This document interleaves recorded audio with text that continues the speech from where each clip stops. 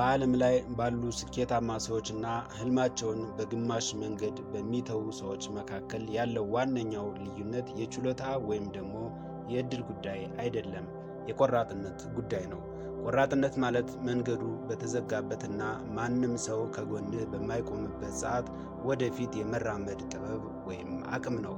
ዛሬን ቪዲዮ እስከ መጨረሻው ከተመለከታችሁ በህይወታችሁ ውስጥ ያለው የማመንታትና ፍርሃት እንዲሁም ደግሞ ነገ ከማለት በሽታ ትድናላችሁ። ኑሯችሁን በአዲስ መልክ የሚቀይሩ 7 ወሳኝ የቆራጥነት መመሪያዎችን አሁኑኑ እንመለከታለን። እንኳን ወደዚህ ቻናል በደህና መጣችሁ።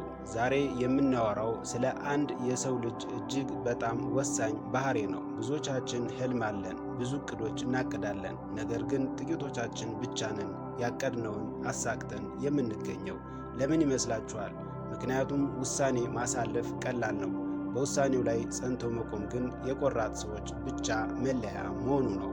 ቆራጥነት በዘር ውርስ የሚገኝ አይደለም። በየቀኑ በሚደረጉ ልምምዶች የሚገነባ የአእምሮ ጥንካሬ ነው።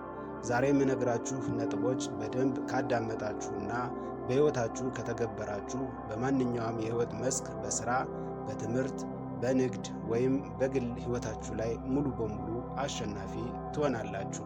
አንደኛ፣ ግልጽና የማይናወጥ ዓላማ ማዘጋጀት ወይም ሊኖራችሁ ይገባል።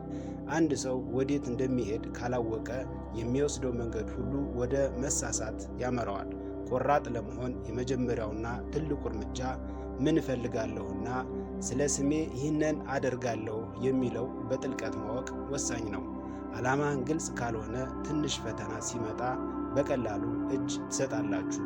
ዓላማ ግን ውስጣዊ እምነት ከሆነ ማንምና በምንም ሊያስቆማችሁ አይችልም። ማድረግ ያለብህ ህልምህን በወረቀት ላይ መጻፍ ሲሆን በየቀኑ ስትነሳ የምትታገለው ለምን እንደሆነ ራስህን መጠየቅ ነው። ዓላማህ ትልቅና ግልጽ ይሁን። በሁለተኛ ደረጃ የፍርሃትና የማመንታት ግድግዳን ማፍረስ ነው።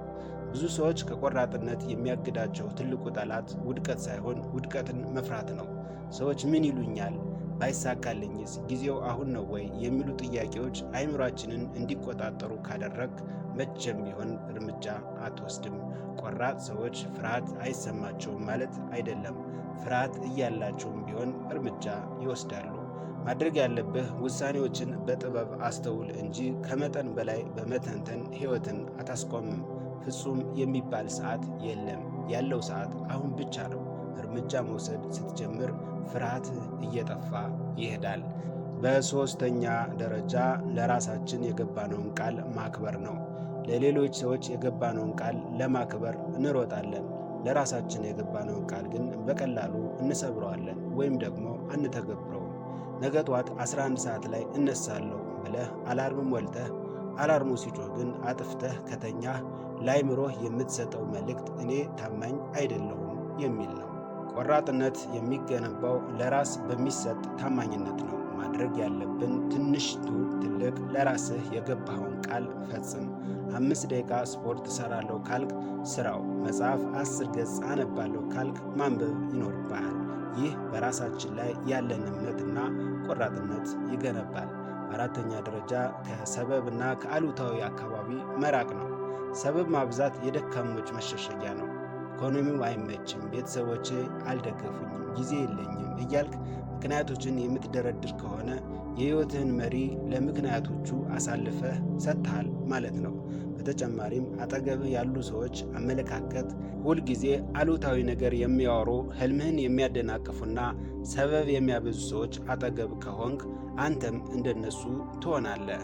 ማድረግ ያለብህ ሰበብ ማቅረብህን ለአንዴና ለመጨረሻ ጊዜ ማቆም ነው። በአካባቢህ ያሉ ሰዎች መዝን። የሚያበረታቱና ወደፊት የሚያስወነጭፉን ሰዎች ብቻ መቅረብ ይኖርብሃል። በአምስተኛ ደረጃ ትንንሽ ግን የማይቋረጡ እርምጃዎችን መውሰድ ወይም ኮንሲስተንሲ የሚባለውን ነገር መተግበር። ቆራጥነት በአንድ ጀንበር የሚመጣ ተአምር አይደለም፣ በየቀኑ የሚደረግ ትንንሽ ጥረት ውጤት ነው። በአንድ ቀን 10 ሰዓት ከስፖርት መስራት ይልቅ በየቀኑ 20 ደቂቃ መስራት እጅግ በላጭና ውጤታማ ያደርጋል። አብዛኛው ሰው በስሜት ይነሳና በ2 ቀን ውስጥ ይበርዳል። ቆራጥ ሰው ግን ስሜት ቢኖረውም ባይኖረውም ስራውን ይቀጥላል ወይም ይሰራል። ስለዚህ ማድረግ ያለብህ ትላልቅ ግቦችን ወደ ትናንሽ የዕለት ተዕለት ተግባራት መለወጥ ነው። ዝናብ ቢጥል ደስ ባይልህ ቢልህ እንኳን ያንን ዕለት መስራት ያለብህን ሥራ ሳትሰራ እንዳታድር። በስድስተኛ ደረጃ ውድቀትን እንደ ትምህርት መቁጠር ነው። በዓለም ላይ አንድም ስኬታማ ሰው ሳይወድቅ አልቀረም። ልዩነቱ አሸናፊዎች ሲወድቁ አዋራቸውን አራግፈው ይነሳሉ። ተሸናፊዎች ግን ተስፋ ቆርጠው ይተኛሉ። ውድቀት ማለት የአንተ ድካም ማሳያ አይደለም። ይልቁንም አሰራርህን እንድታስተካከል የተሰጠህ ነፃ ትምህርት ነው። ማድረግ ያለብህ አንድ ነገር ሳይሳካ ተሸነፍኩ አትበል። ምን ተማርኩ ብለህ ጠይቅ። ወራድ ሰው ውድቀትን እንደ መንገድ ማቆሚያ ሳይሆን እንደ መንገድ መቀየሪያ ይጠቀምበታል። በሰባተኛ ደረጃ የአእምሮንና የአካል ጥንካሬን መንከባከብ ነው። የደከመ አካልና ጭንቀት የሞላበት አእምሮ ያለው ሰው ቆራጥ ውሳኔ መውሰድ አይችልም። ውሳኔዎችን ለማስፈጸም ጉልበት፣ ትኩረትና ጤና ያስፈልገዋል። ማድረግ ያለብህ በቂ እንቅልፍ፣ እረፍት፣ ጤናማ ምግብ ተመገብ፣ አእምሮህን የሚያነቃቁ መጽሐፍትን ማንበብ። አካልህና አእምሮህ ሲጠነክሩ ፈተናዎችን የመቋቋም አቅምህ እና ቆራጥነትህ በጥፍ ይጨምራል። እነዚህ 7 ነጥቦች ማወቅ ብቻውን ምንም ዋጋ የላቸውም። እውነተኛው ለውጥ የሚጀምረው እውነቱን ወደ ተግባር ስትለውጠው ብቻ ነው። ቆራጥነት ማለት ዛሬ አሁን የምትወስደው እርምጃ ነው። ከነዚህ 7 ነጥቦች ውስጥ በሕይወቴ ላይ አሁን መተግበር ያለብኝ የትኛውን ነው ብለህ ራስን ጠይቅ።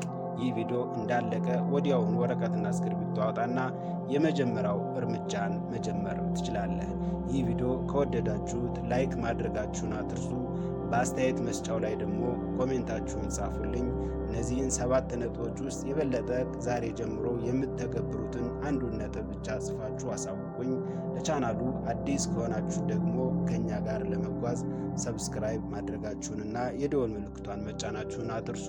ስላዳመጣችሁ አመሰግናለሁ። ሰላም።